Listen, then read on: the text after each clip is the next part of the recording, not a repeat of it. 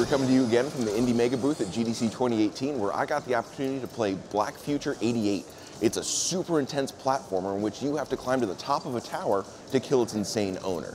The game appears at start to be pretty simplistic, but it is not. Each room and each level is generated randomly.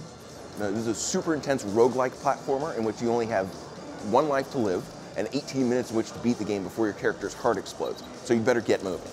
But you can spend time like a resource, either saving it or spending it. It's really wild.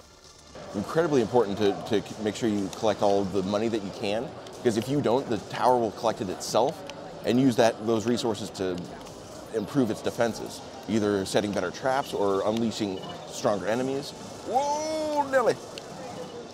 As you can see. The demo that we played today only had one character, but when the game ships later this year to PC, you're going to be able to play with 5 characters, each with their own abilities and unlockable powers. So one of the key gameplay mechanics of this game is the ability to dash, which not only gets you out of tight spots, it allows you to reach otherwise inaccessible platforms, and it can, in some cases, can even help charge your weapons. There's no real leveling system here, but it's all about the guns. So far, the game already has 50 different unique weapons, each with its own unique play style. So among the many, many variants of guns in this game, there's one that actually allows you to shoot money, which is not something you generally find in games these days. And even though you do have to reset every time you die, doing so helps you unlock more and more powerful weapons, which you get later in the game, which help you further progress.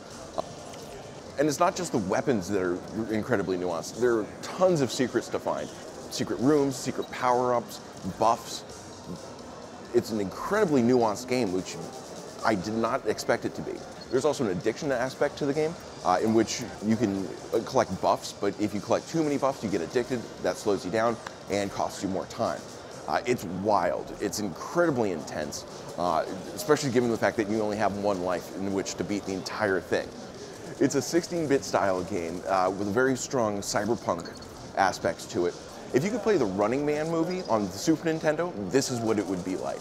The game's expected to be released on PC later this year. It's going to retail for probably around $15 and be available on Steam.